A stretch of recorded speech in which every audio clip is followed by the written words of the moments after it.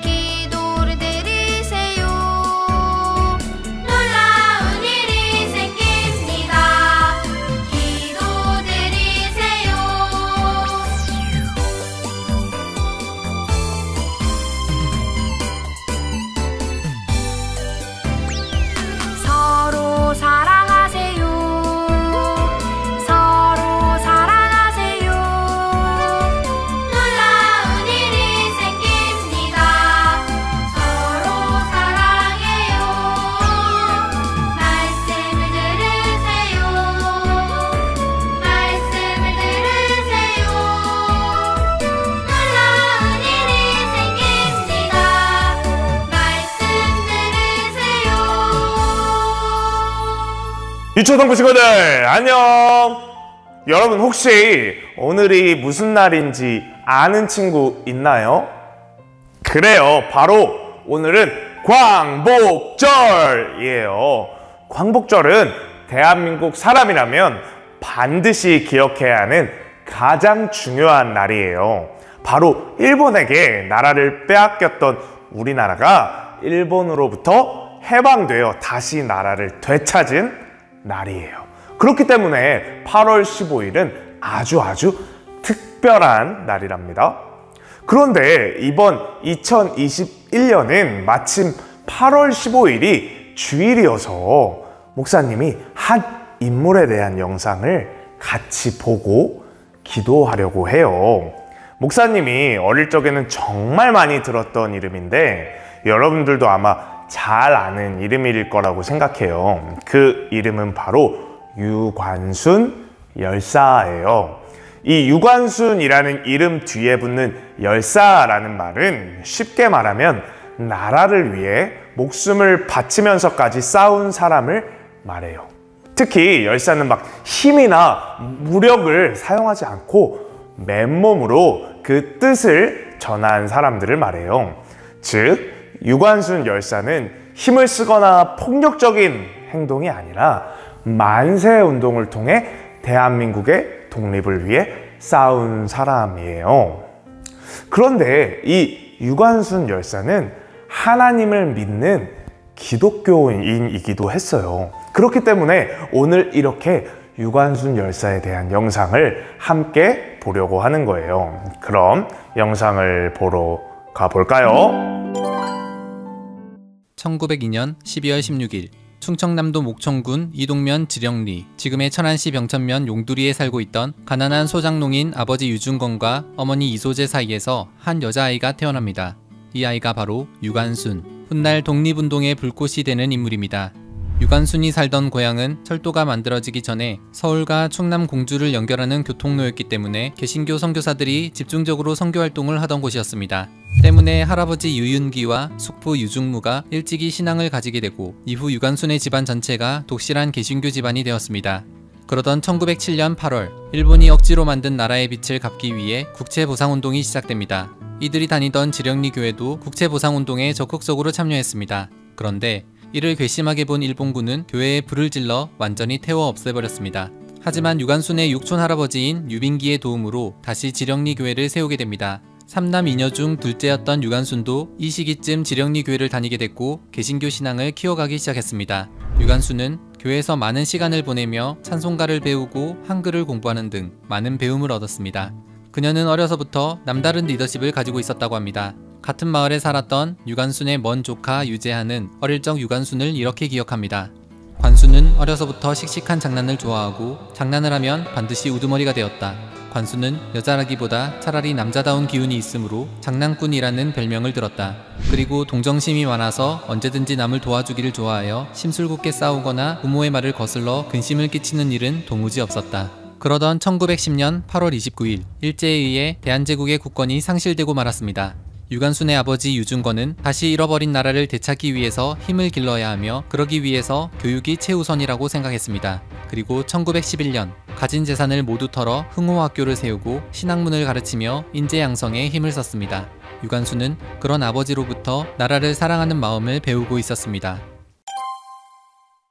1916년 유관순은 공주 영명여학교를 다니고 있었습니다. 그러던 어느 날 지령리 교회를 종종 찾아오던 미국인 감리교 선교사 사에리 씨의 추천으로 경성에 있는 이화학당을 장학금을 받으며 다닐 수 있게 되었습니다. 다행히 관순의 사촌 언니인 유애도가 이화학당을 먼저 다니고 있었기 때문에 관순은 좀 더 쉽게 학교 생활에 적응했습니다. 당시 이화학당은 유치원, 보통과, 고등과, 대학과 이렇게 4단계로 나뉘어져 있었는데 유관순은 한글과 산수를 이미 배웠기 때문에 보통과 3학년으로 편입하게 되었습니다. 관순의 밝고 다정한 모습에 친구들도 점점 많아졌습니다.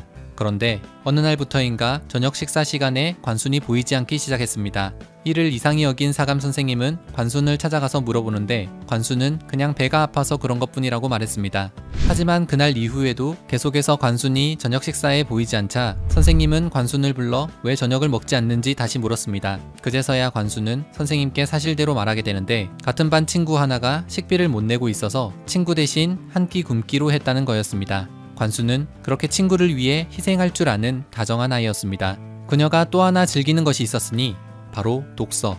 유관순은 손에 잡히는 대로 아주 많은 책을 읽었습니다. 그 중에서 특별히 관순에게 큰 영향을 준 책이 한 권 있었습니다. 1907년 출간된 애국부인전, 100년 전쟁 당시 프랑스의 애국소녀 잔다르크에 대한 이야기였습니다. 겨우 5살 때 나라를 위해 한 몸 바치겠다고 결단한 뒤 프랑스가 위기에 처하자 갑옷과 투구를 입고 전쟁터에 뛰어들어 승리를 이끌어낸 구국소녀. 하지만 마녀사냥으로 결국 화형당한 잔다르크. 관순은 잔다르크의 이야기를 읽고는 혼자만 알고 있기에 너무 아깝다는 생각이 들어서 친구들을 모아놓고 잔다르크의 이야기를 들려주기까지 했습니다. 그때 그 이야기를 들었던 친구들 중에 유관순과 기숙사 같은 방을 쓰던 친구도 있었으니 훗날 이화여고 교장까지 하게 되는 서명학이었습니다. 명학은 관순이 잔다르크의 책을 읽게 된 데에는 이유가 있을 것이라며 훗날 잔다르크처럼 빼앗긴 나라를 구하는 소녀가 되라는 의미일 것이라고 말했습니다. 관순은 시간이 날 때마다 기도실에 가서는 잔다르크처럼 나라를 위해 헌신하는 사람이 되게 해달라는 간절한 기도를 했다고 합니다.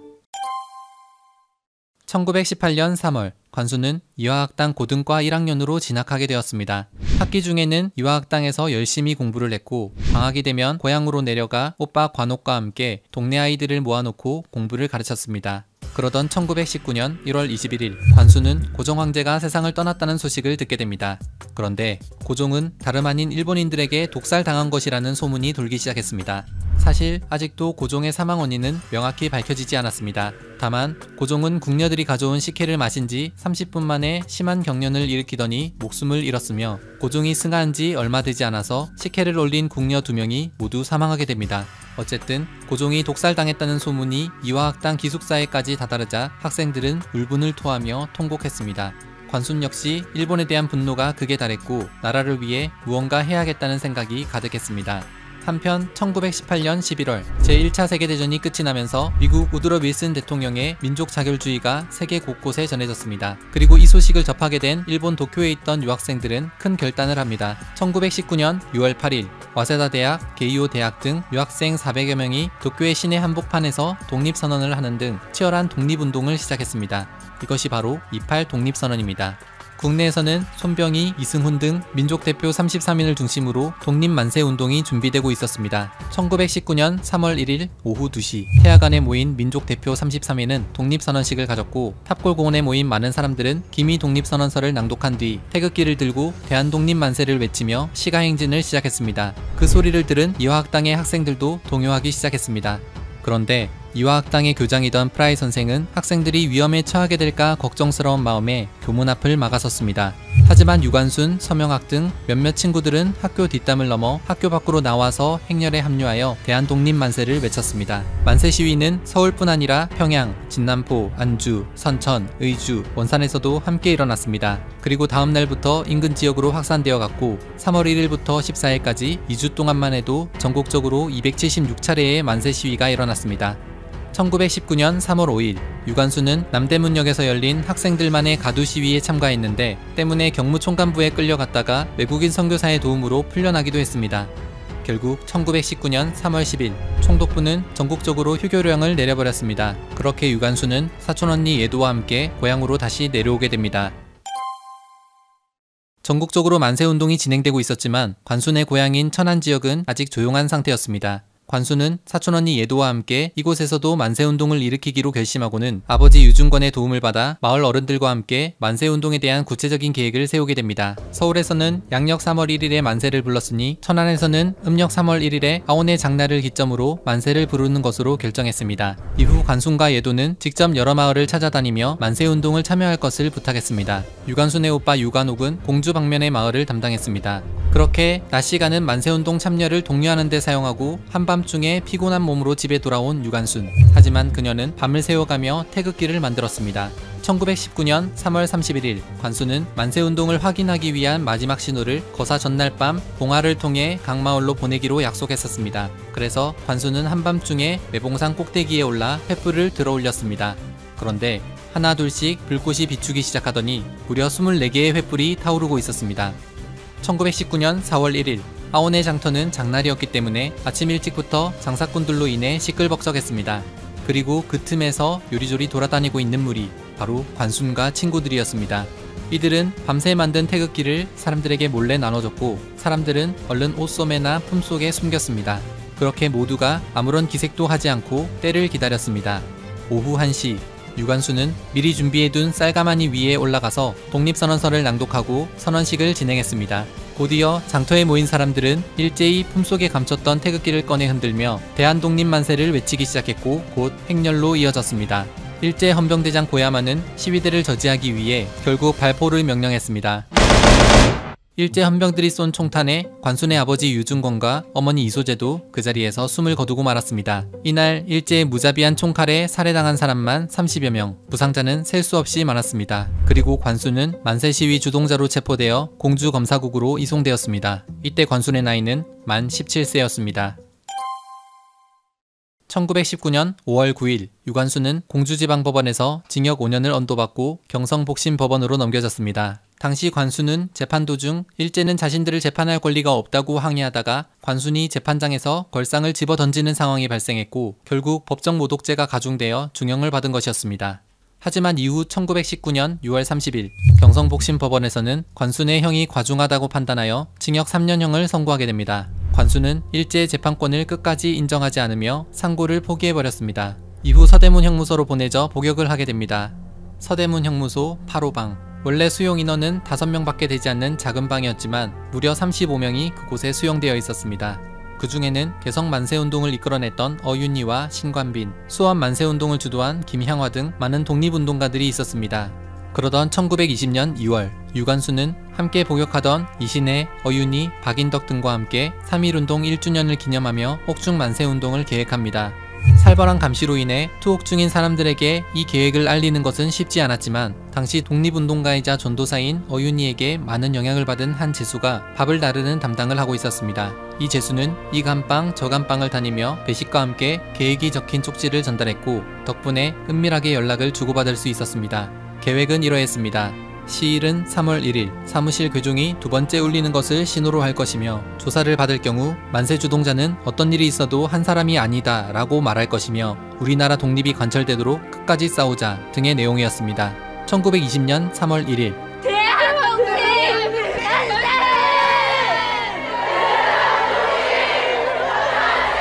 옥중에 있던 독립운동가들뿐 아니라 죄수들까지 합세하여 3천여 명의 수감자들이 크게 호응하며 만세를 부르기 시작하였습니다. 그리고 그 만세 소리는 서대문 형무소를 넘어 거리까지 퍼져나갔고 형무소 주위로 많은 인파가 몰려들었습니다. 이로 인해 전차 통행이 마비되고 경찰 기마대가 출동하기에 이르게 되었습니다. 옥중에서 펼쳐진 만세운동은 성공적이었습니다. 그런데 이 일로 인해 옥중에 있던 유관순과 많은 애국지사들은 심한 매질과 고문을 당하기 시작했습니다. 하지만 관순은 굴하지 않고 밤낮으로 만세를 불렀습니다. 일제는 더욱 잔인한 방법으로 관순에게 고문을 가했습니다. 유관순은 옥중에서 이런 말을 남겼습니다. 내 손톱이 빠져나가고 내 귀와 코가 잘리고 내 손과 다리가 부러져도 그 고통은 이길 수 있사오나 나라를 잃어버린 그 고통만은 견딜 수 없습니다. 나라에 바칠 목숨이 오직 하나밖에 없는 것이 이 소녀의 유일한 슬픔입니다. 1920년 3월 28일 영친왕이 일본의 왕녀 방자 여사와 결혼을 하게 되면서 이를 기념하여 형기를 절반으로 줄여주는 특사가 있었습니다. 관순의 추록일은 1920년 9월 30일. 그런데 추록 이틀 전인 1920년 9월 28일 19살의 유관순은 차가운 감옥에서 생을 마감하게 됩니다. 정확한 사망 원인은 밝혀지지 않았으나 자궁과 방광 파열로 인한 사망 혹은 구타와 영양실조 등의 부작용으로 인한 갑상선 기능 저하증의 이유로 추정하고 있습니다.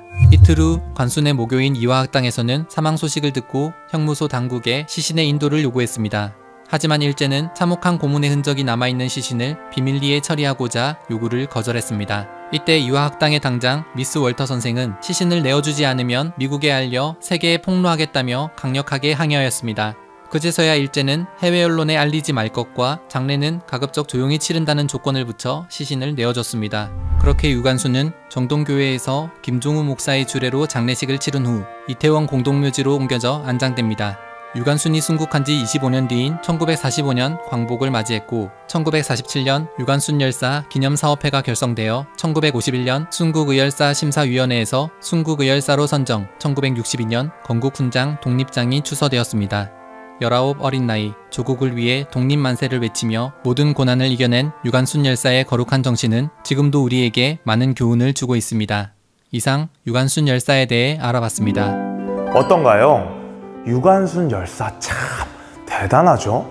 이런 위대한 일을 한 유관순 열사가 막 목사님처럼 30대 어른도 아니고 여러분보다 조금 더 위인 19살이었어요. 지금으로 보면 아직 학생인 나이임에도 불구하고 나라를 위해 이렇게 큰 일을 해낸 거예요. 목사님은 오늘 광복절을 맞아 이 유관순 열사 영상을 보면서 우리 친구들이 이처럼 나라를 사랑하는 마음을 가졌으면 좋겠다는 생각을 하였어요. 그래서 이 시간 잠시 나라를 위하여 기도했으면 좋겠어요. 하나님께서 함께 해주셔서 우리나라가 지금까지 이렇게 잘 성장해온 줄로 믿습니다. 제가 대한민국 국민으로서 우리나라를 더 사랑하고 늘 나라를 위해 기도할 수 있는 어린이가 되게 해주세요. 특히 코로나 바이러스로 인하여 나라가 큰 위기에 처해 있는데 하나님께서 도와주셔서 하루속히 이 나라가 회복될 수 있도록 함께 해주세요. 이 기도 제목을 가지고 우리 함께 기도하도록 하겠습니다.